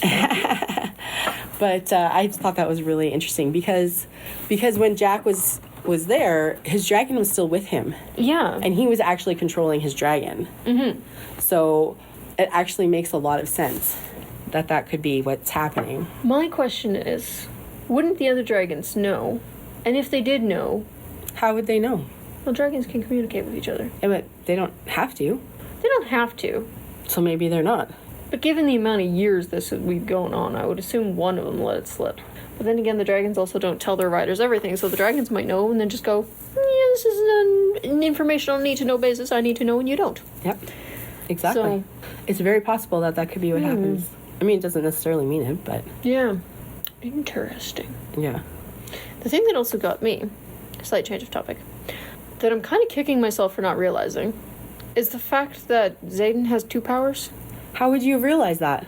Because it was obvious. They hinted at it like 5 times. Well, I totally missed it also. They've said repeatedly that if they bond another person from the same bloodline, they get 2 powers or they go nuts. And Xaden is not nuts. Yeah, that's true. Probably I forgot that he was bonded with somebody from his bloodline, though. That's the thing. There's so much information that it's just over my head. But I'm so annoyed at myself for not picking up on that. There was also a lot of stuff out there about Violet having another signet power as well. Well, she should have at least 2. But so far, she's only manifested 1. Yeah, but Andara is young. I know, but I'm just saying. The fact that Andara's camouflage dragon, so cool! I know! I'm so excited! The fact that she waited like 650 years to hatch and like timed it so that she could bond Violet, I'm like... I know! I love these dragons, they're so cool. It is... I'm so excited. Honestly, Andarna's great. The teenage years I'm here for, honestly. They are hilarious. Yes, but you're not also living through actual teenage years with a real-life human teenager. That's why I can enjoy it. Because I'm not going, yes, that's child number 1. Mm-hmm. Yep. Yeah. But the fact that she's just like, I can hide. Yeah. No, I can hide. Yeah. Like, I can hide? Yeah. I know, and they totally... And they're like, yeah, okay, whatever. Yeah. Go hide then. I know. Where'd you go? Also, like, I don't know, when Violet seems to get on a thing, and she doesn't tell anybody, but they all just follow along with her because they're like, we know she's got something. Squad goals. We can tell what she's got something going on there by the look on her face. So like, I don't know who you're killing, but I'm bringing the shovel. Yeah, exactly. Honestly, though, I like the fact that throughout, like, considering that at the beginning, the first years were very cutthroat. Mm-hmm. Jack more than anybody else, obviously. But all of them were. They're all very much like, my way or the highway, you know, I will cut you rather than help you kind of thing. The fact that they have such a, like, tight-knit group of friends after that. Mm-hmm. And honestly, when Sawyer came this close to dying, I'm like, you will not do this to me again. I know. We cannot kill the core 4. Nope. Do not. I will not accept that. Do not kill the core 4. Like, that. Yeah. Nope. But... no, the fact that they're just like, oh yeah, sure. Yeah. Who are we killing this time? Cool. Bye. We're along for the ride. No. Yeah, I know. No, I like that because at this point, I trust them more than I did at the end of the second book. Yeah. At the end of the second book? Or at the end of the first book. the second part of the first book. The first book of the second part. Makes sense to absolutely no one. It's Monday morning and I've had caffeine. Actually, it's afternoon. I was going to say it's actually Monday afternoon. It's not morning anymore. Yeah. No, I trust them a little bit more than I did at the end of the first book. Mm-hmm. Still not 100% because I'm still me, but more. However, let's talk Violet and the ward. Seriously?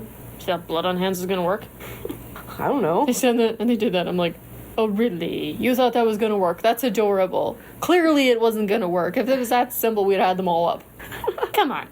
I was a little bit just like, serious. Well, you obviously know more about how these things work than I do because it's never that simple. Wow. If it was that simple, it wouldn't be 600 years before somebody figured it out again. But she had to translate the book. Yeah, but there's other people. Like, it's not a Rosetta Stone kind of language. Like, I mean the actual Rosetta Stone, not the program.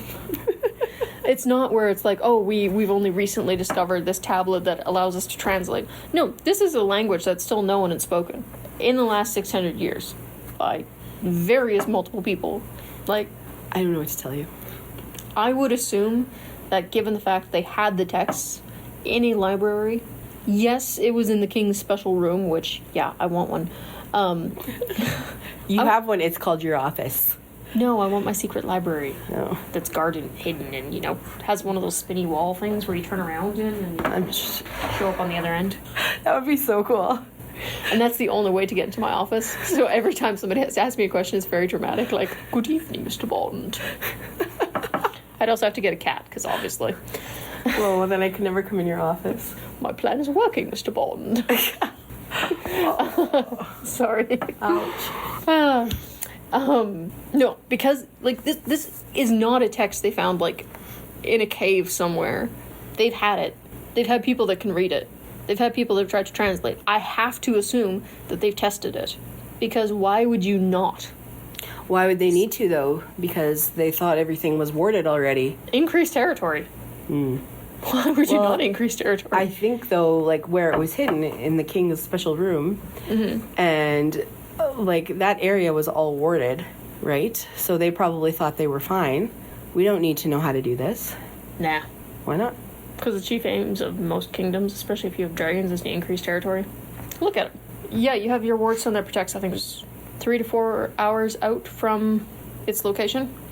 But then they have outposts to increase that.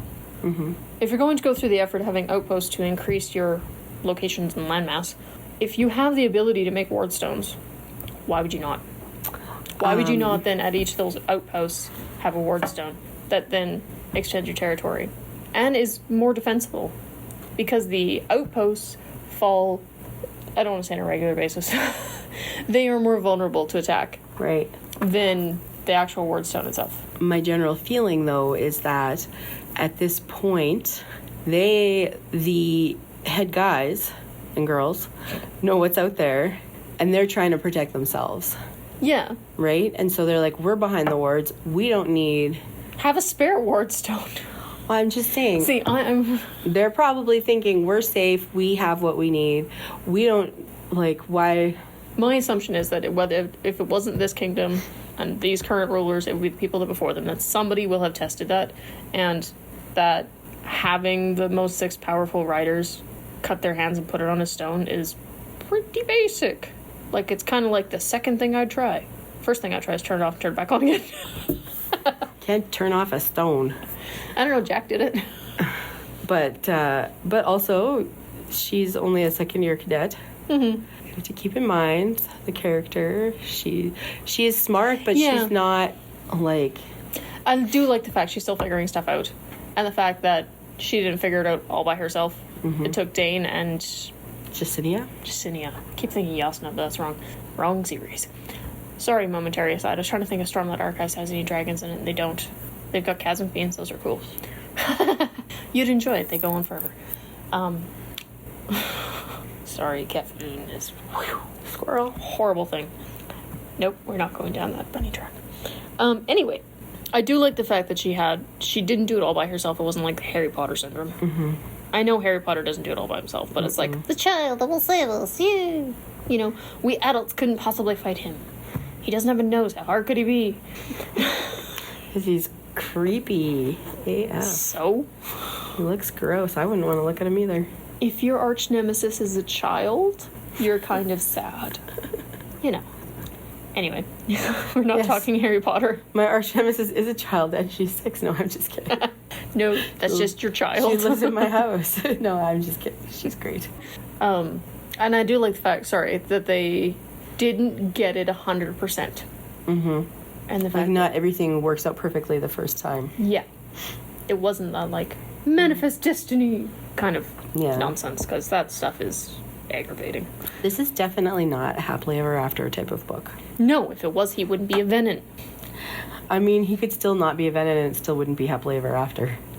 No, but the Venom thing makes it significantly more difficult. I know, but I have so many questions about that. Like, can he be cured, and is he going to, like, change, and is he gonna, this is too much. I assume he's going to become more Venomly.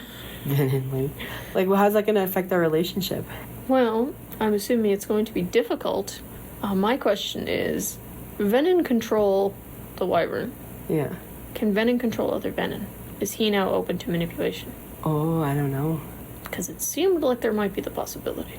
And also, like I know they talked about, or they was a bit about how, like, leading up to him becoming a Venom, but how did that actually, like, why did he become a Venom? How did that actually... The dude turned him. I know, but... You want to know the details of how you become a Venom? No, not necessarily. No? Why did he have to become a Venom?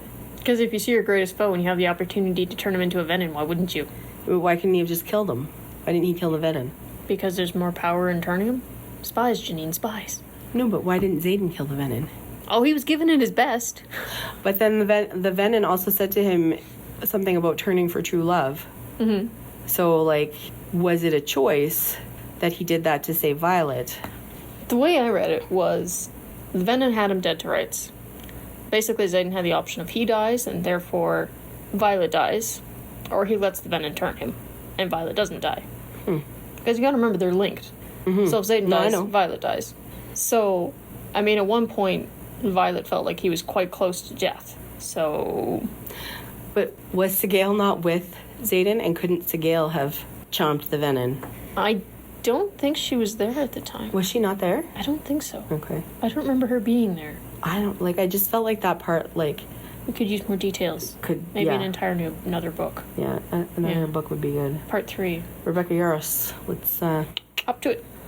Don't hop. No, don't hurt yourself either. Just sit to it. Just, like, you can sit in a comfortable chair. Yes. So it's not going to take a lot of energy, just your fingers. Get some coffee. Yeah. Snacks. Sandwiches. Mm-hmm. Yeah. I should have lunch. Sorry, one thing that keeps coming up with this. I read a book at one point. Had a dragon in it.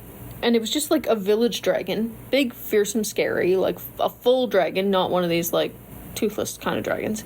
But one of its things that it did to make money was it toasted cheese for people. It sold, like, toasted cheese. And that just sounds like the best thing ever right now, honestly. But why does a dragon need money? I don't know if it was money or food or something like that. It traded it for something anyway. Oh. Well, why didn't it just eat the cheese? There's a lot of holes in your story, Jess. I read this book about 15 years ago. Put it this way. You're looking for dragon books. I'll see if I can dig that one up. Okay. It was a good book. I just remember that cheese sounded fantastic. Anyway, no longer talking about food. So, yes. How do we feel about General Sorengale dying? I'm cool with it. Are you? Yes. I am quite happy with that character arc, actually. Yeah. I think it is a good way of kind of ending that character, because one of the things I really didn't want was if this is going on for 5 books, I did not want the constant back and forth of siblings on one side, mother on the other, and that constant, like, tug of war. I think we can better, add another golden dragon in there somewhere. We can use that. Well, I would have liked for them to, like, repair their relationship. I don't think that was ever going to happen. No. She made her choices. The kids had to live with them. There's a lot of history there. And she lied to them their entire life. She got Brennan killed. Almost. Killed. Nobody can see that. Yeah. Air quote, killed. She almost got Violet, unquote, killed. Mira, goodness knows how many times. There's a point where, how many times can your mother almost kill you before you go, yeah, we're not doing this? Yeah. And she did force Violet into the Riders' Quadrant Yeah, which I still agree with as a move. Yeah. As a parent, I would still do that.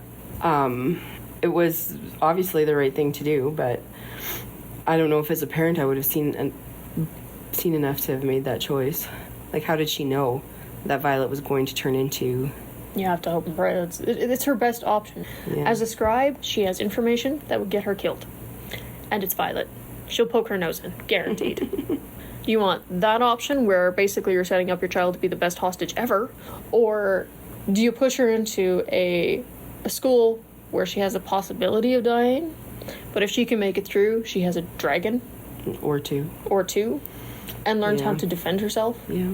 And, well, yes, she may be put in dangerous situations. At least she's not being set up to be the victim. True. So, that being said, I do commend General Sorrengail for her actions at the end, where she used Sloane as a siphon and imbued the stone. Much better option. I almost felt a little sad at that part. I wouldn't say sad so much as, you did what's right. Good. Well, may your death be peaceful. Move on. Now they've lost both their parents. They're orphans. Yeah, they'll be fine. Not saying they're not going to be fine. They're badasses. Yeah, that's the thing. Like, their parents are never really super parental. It sounds like their father was a lot more so. I think, but... But even that, mainly to Violet. I don't know how much with Mira and Brennan. Well, we don't know that because we don't hear anything from their perspective, really. No. I wouldn't mind if that changes, actually. Mm-hmm. Yeah, but... Yeah. No, I'm fine with how she died. Yeah. I'm kind of glad that there's just an end to that part of it, rather than dragging it on. Let's not drag it out for 3 more books. Yeah. Yeah, no, I do agree with that. Because there's a point where, I don't want to say it's unforgivable, but you're not exactly sitting down having family dinner after that. No. Like... That's true. Especially considering the general, by all accounts, did not regret what she did at all. No. She's like, yeah, I kept secrets. That almost killed you. I'd do it again. Well, it's probably part of her job, too, though, right? Yeah, that too. So... I will say, I'm glad Violet got over the whole secrets thing. Yes. I really couldn't take that dragging on any longer. Oh, I know. Like, don't get me wrong, I get it. I get it from her point of view. I get it from his point of view. Mm-hmm. But I'm glad we left that in the first half. I liked that by the end they were starting to, like, solve their problems like adults. Mm-hmm. More than... I mean, I would argue they're doing a relatively good job. They're young. Yeah. There's, I don't think, a single moment in this book where there's not adrenaline. And they're not... I hate the Disneyifying of characters, where they all live happily ever after. Especially when it's a series where they clearly shouldn't be living happily ever after. Or there's, like, huge toxic issues where it's like... No. The relationships in this book are actually handled in a more mature manner. Do they get it right every time? No. They're still characters, they're still infallible, they're still people. But it's not as cringy to read as some of them. Because there's some where it's just like, break up now, please, because you know. So, yeah. Have we run out of things? Oh, there's lots of things, but I mean, we've got more Andarna to talk about. Oh, I love her. She's so cute. She's the best. I'm a little bit disappointed she's not going to be able to carry a rider. I really hope that changes. Yeah. Because, like, she's training and whatnot. And still growing. Mm-hmm. And I get that you can't fix what's not there. But I really, really hope she can carry a rider at some point. Although the fact they still have a harness for her is hilarious and adorable. It's cute. Like, yeah. Honestly, I kind of want this to be made into a TV show just for the dragons. I know. Like, I want to see what they look like. Just Andarna snarking off Taryn. Yeah. And just, like, arguing and then cheap! Yeah. I do like the weird thing, I do like the fact that after the influx of riders and whatnot, Brennan's, like, having meetings about, we need to increase the sheep population. Yes. And more than, like, practical day-to-day things. Yeah. As opposed to just the, like, we must fight the evil. Yes. No, it's like, no, we need sheep. Like, now. I don't care for the griffins and their riders, though. Really? Yeah. I like them. I'm not a fan. I don't like Kat. Oh. She's growing on me a little bit like Imogen in the first one, where it's kind of, you're evil, but I like you. Mm-mm. She's not at that. She's still very much the, like, I will stab you with the back. Mm-hmm. but she's getting less Mean Girls. Is she, though? I don't know. Put it this way. There's a time or two where she follows Violet without arguing with her, and I'm like, we're making progress. But, well, I do like the Griffins. I'm a little bit peeved that in the final battle of the book, that they're not just let loose. Because they were very much acting in a, like, support and ground role. Mm-hmm. And... well, they couldn't fly because of the rain. yeah, that Violet's mom summoned so that Violet had a better chance. There's a point where I'm like, have you made the right decision there? Because you're banking everything on one person. Mm-hmm. That can only be in one place at a time.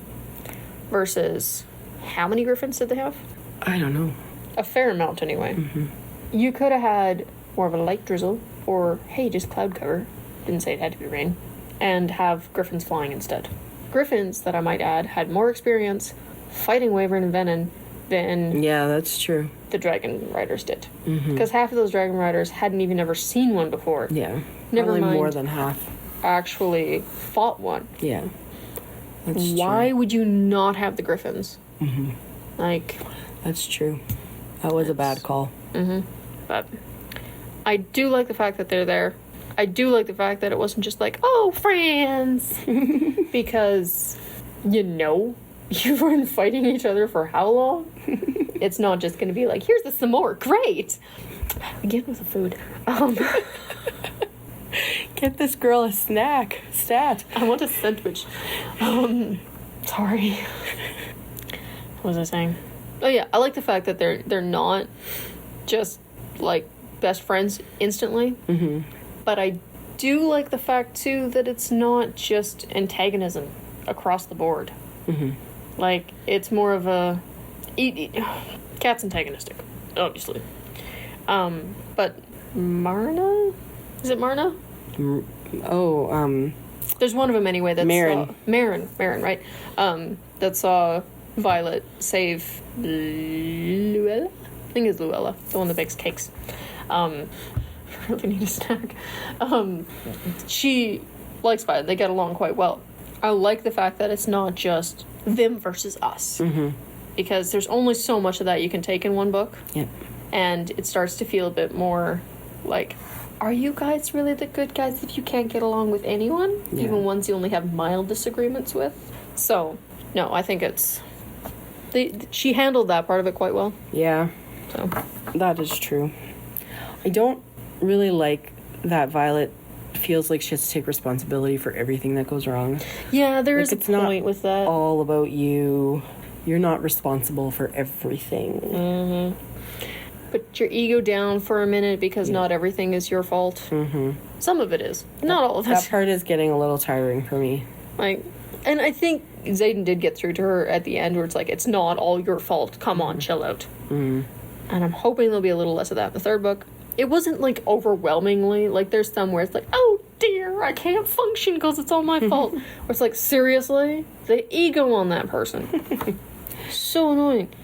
Yeah. It's not that. It's not that. No, it's just not, but it's still, like, that wasn't your fault. That wasn't your fault. Stop taking responsibility for things that aren't your fault. Mm-hmm. Mm-hmm. I don't know.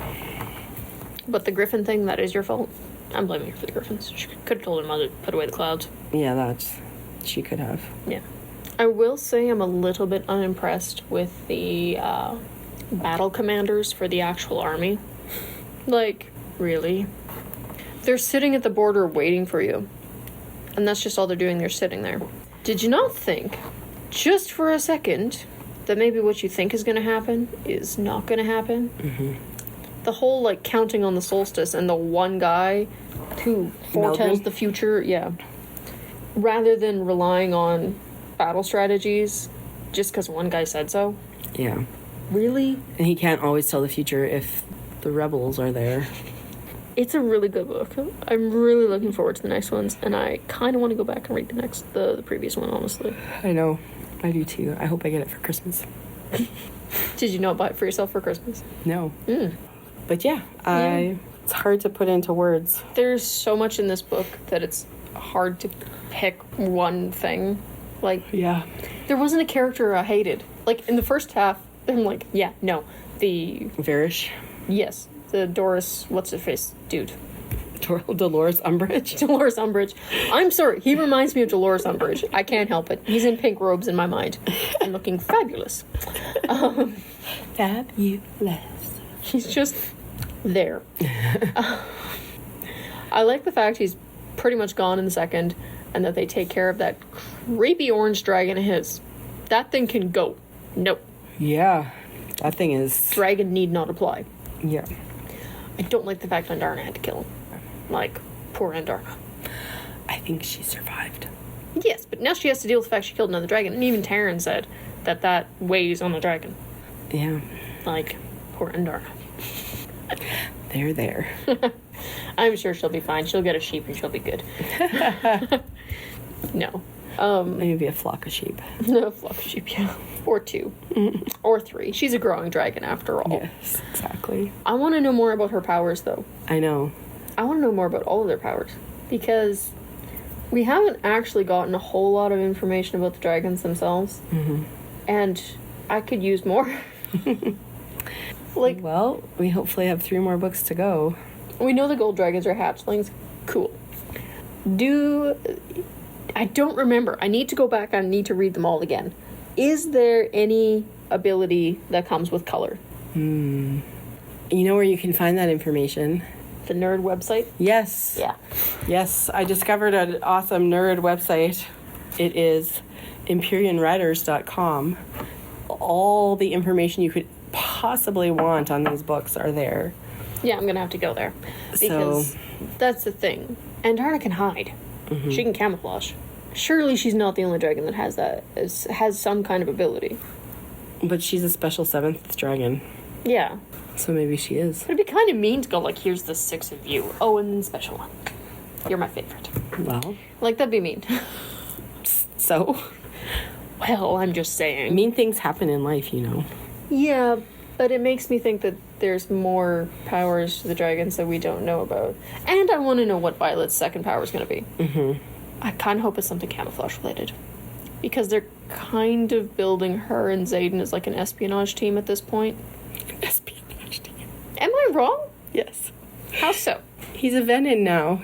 He can't espionage as a Venin. Hear me out. Okay. He's got shadow, she's got lightning. Yeah. He can read intention.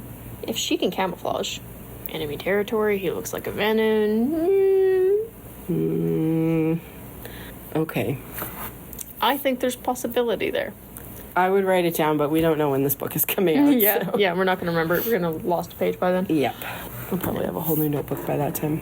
Fine. What do you think her second power is going to be? I have no idea. Take a guess, Janine. I can't think. I don't know. Because there's a part of me that goes, is it going to be something that complements lightning? Like slowing down time. But she can't. She lost that power. Exactly. And I'm kind of like, we've been there, we've done that. The fact that she's actually learning how to control her strikes now, I'm like, thank goodness. I know. The fact that, was it Felix? Something like that. The teacher, anyway. It's just like, seriously? They're just like, as many strikes as you can, no matter what you hit? What? Yeah. Like, I know. it does kind of make you question the teaching methods at the college, because, well, I mean, part of that was Carr, he's corrupt. And yeah, well, it's good. Not the teaching methods, it's the teachers themselves that were the issue, I think. But so that part kind of just abused me a little bit because, yeah, no, valid. She's got a lot of power. She just doesn't know how to use it. Mm-hmm. Or use it in an effective manner. Yeah. So, not just you have a power, there you go, teach you how to use a little bit, you'll figure out the rest on your own, you'll be fine. You know, they are still continuing teaching, and they're still continuing, like, even with the mass exodus of half of the cadets from the War College, they're still teaching at the place that I don't remember the name of. Which place? The rebel camp. Oh, it's Archia, something like that. Yeah. Anywho, they're still teaching though. They're not just like, well, you're in a war now. Never mind the fact that half of you can't even get on dragons. You know. But I'm glad they're actually doing that and continuing with that. But that and the fact that there's not too much Brennan in the book. You don't like Brennan? I like Brennan just fine, but sometimes when there's like the long lost sibling returns, or, you know, I thought you were dead. No, I'm not. Okay. sometimes they tend to go too far in the opposite direction, where they become quite Dane-like, where, no, I can't lose you again, or, like, they have to do everything together to the point where it's like, seriously, stop it, this is annoying. They're both kind of like, no, you got stuff to do, I got stuff to do, okay, move on. That and the fact Brendan's just like, hi, Mom. By the way, I'm alive, and I'm fighting against you. No, we won't help you. Bye. But also Dane has redeemed himself, I feel like. I like him much better now. Yeah. I don't totally trust him yet. Yeah. I don't know that I ever will. No. But he's less rule-following now. He chose correctly. He chose correctly, yes. Because that was one of the things where I'm like, his dad's a creep. Yeah. Don't go with your dad. Yeah. So, no. Everybody should read this book. These books. Both books. Yeah. They're wonderful. You have to read Fourth Wing first. Yes. Yeah, don't read Iron Flame first. You'll be lost. Yeah. Very lost. Oh. Any fun facts, Janine? Yes. For today's fun facts, we are going to talk about the non-dragon creatures in the Iron Flame and Fourth Wing books. So, today we're going to start off by talking about wyvern. Wyverns, often considered creatures of folklore, fables of the Baron, turned out to be very real indeed. Similar to dragons but larger, wyverns are distinguished by their two-legged form as opposed to the four-legged dragons. They possess a mane of razor-sharp feathers running down their necks and, alarmingly, they have a predilection for human flesh. I didn't realize they had feathers. Yeah. Wyvern are gray. They have 2 legs and poison-barbed tails. They spit blue flames. The key difference has been that a wyvern has 2 legs, whereas a dragon has 4. Okay, I said that already 3 times. Wyvern can exist because venom can channel power into them, unlike dragons who channel power into the riders instead. And wyvern have 2 legs instead of 4. In the event of their rider's death, a wyvern will also perish, which is a stark contrast to dragons, who are capable of living on after their riders pass away. If their rider is killed, they too die. I'm trying to turn the page quietly, but I just can't do it. So, venin. In the captivating universe of Fourth Wing, the term venin is often associated with folklore and myth. However, as the narrative unfolds, it becomes evident that these creatures are as real as the dragons and griffins that inhabit the world. Venin are unique in their ability to draw power from the ground, a stark contrast to the traditional bond between a dragon or griffin and their rider. This divergence in power source has profound implications, leading to a loss of soul and a corruption of blood. The Fables of the Baron, a collection of ancient and now forbidden tales, suggest that venins are responsible for the creation of wyverns, a formidable species designed to rival dragons. The physical manifestation of a venin is as haunting as their lore. Their faces are gaunt, marked by sharp cheekbones and thin lips.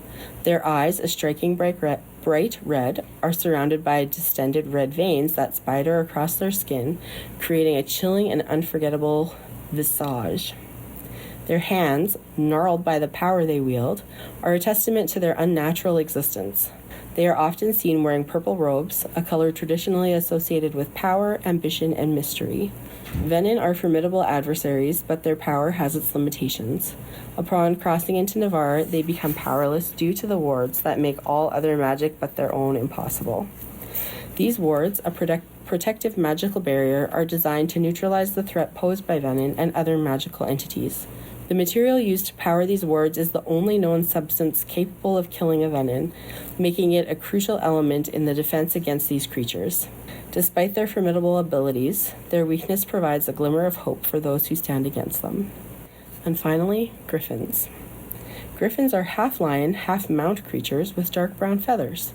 They are all about the beak and claws. Griffins, just like dragons, can also channel powers. Griffins' humans are called flyers, and they wear brown leathers. Griffins are not very strong at high altitudes. Unlike dragons, however, griffins can't power the wards that make all other magic but their own impossible. The first known griffin attack occurred in 1 AU, or after unification. See, I'm curious. I want to know more about the griffins, because if they can channel power, I just need to know more. Well, you'll have to ask EmpyreanRiders.com, which is where I got all of that information. Perhaps it will come out in later books also. I would assume so, yeah.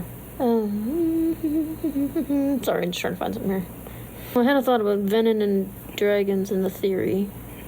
I mean, there was a comment on the purple robes. Nobody ever goes pink as an evil color, except for Dolores Umbridge. I don't remember. What was I going to say? I don't know. It was probably nonsense. Were you going to talk about how wyvern have 2 legs and dragons have 4? Here we go. Wyvern can exist because venom can channel their power into them, unlike dragons who channel power into the riders instead. The theory of the dragons not bonding because their riders are being turned into venom, would that then mean that the dragons are powering the riders / venom, who are then powering the wyverns? Wyverns? I don't know if... Because it seems like the venom have their own power, right? Seems like it, but are they just drawing on their corrupted dragons instead? I don't think the dragons are corrupted, though. The corrupted power from the dragon. Like, I think Jack was controlling his dragon. I don't think the dragon was necessarily corrupt. I wonder if that bond just hasn't been broken, right? Yeah. So I don't know that the power is coming from the dragon so much as the dragon still feels this bond towards this non-person and therefore can't bond with anybody else until that person is actually dead. Yeah, but for I don't know. the theory to stand, I'd argue that the dragon has to be culpable in it somehow and be involved somehow. Why? Because if I was a dragon and the dude bonded to me, started, making wyvern and things that are threatening my species in our nesting grounds or hatching grounds, I would be telling somebody. Like, I don't care how loyal I am. Nope. Unless the venom is controlling the dragon's mind. Possibly. I don't know. I guess we'll just have to wait and see. I'm not good at that, Janine. I'm terrible at waiting. There's a reason why I will often wait until an entire series is out and then read it one fell swoop, because I am terrible at waiting. I have zero patience. Christmas is hell. Well, I guess we shouldn't have read these books then, should we have? You're right. We did it to ourselves. You did it to yourself. Yeah, I did. No. I was going to read them anyways. Yeah. I'm really glad I read them. They're really good. Yeah. Now I want 3, 4, and 5 tomorrow. I'm so impatient. No, I think there's a lot of information that we still need in terms of the... everything. Everything. Frankly, everything. We know, like, a fraction. Yeah. If this was the world that we currently live in, we'd know about Manitoba and the creatures in Manitoba. We wouldn't know anything about cassowaries or quokkas or caimans or anything else. But we would have polar bears and beluga whales. And narwhals. Yeah. Yeah. But we wouldn't have cassowaries or quokkas or kangaroos. No. Anyway. My point is still that the worldview is incredibly narrow right now. Yeah. So I'm curious to see what we all discover. Because there's two, like, is there people living in the Venom lands? Is everybody dead? Is it just kind of just close to the borders of Nevers? Is there a different continent where they're fine? And they're just like, you guys have dragons, weirdos. We have cassowaries. It's just Australia. There's Nevers and dragons and Australia. They're the normal ones in this situation. Yeah. I would suspect that it's just venom and wyvern. Probably, yeah.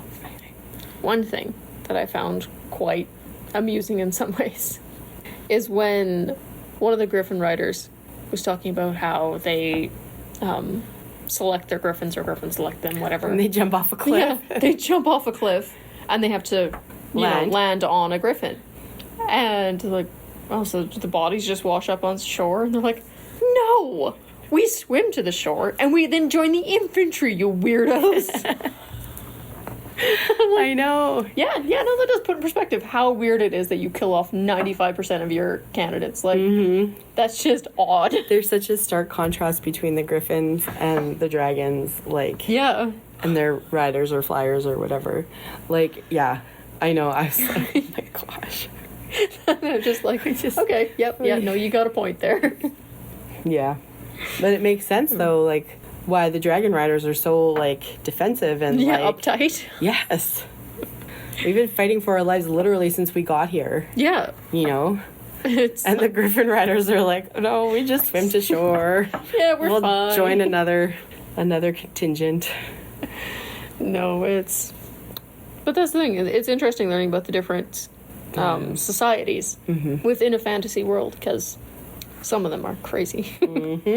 So, yeah, well, I mean, I don't think we can really make any predictions about the next book because we don't have any information or a release date or anything else, much to my disappointment. Is Zayden gonna have to go live with the Venom people now? I hope not. I hope he uses it to infiltrate and take him down from the inside. He uses his Venom powers for good instead of evil. Yes. And also get some eye drops because it seems very uncomfortable. But it's not just the eyes, though. Honestly, though, when they talk about the eyes, I'm like, oh, I can feel that. It feels like contacts that have been in too long. I know. I think there's like a drawing on the website. It's pretty creepy looking. On the one hand, yeah. On the other hand, no.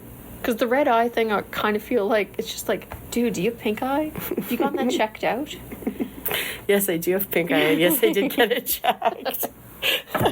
Janine's a Venom. Ah! Oh, my secret's out. Can I have a ride on your wyvern? No, you can't. I find it creepier when they do like the white eyes.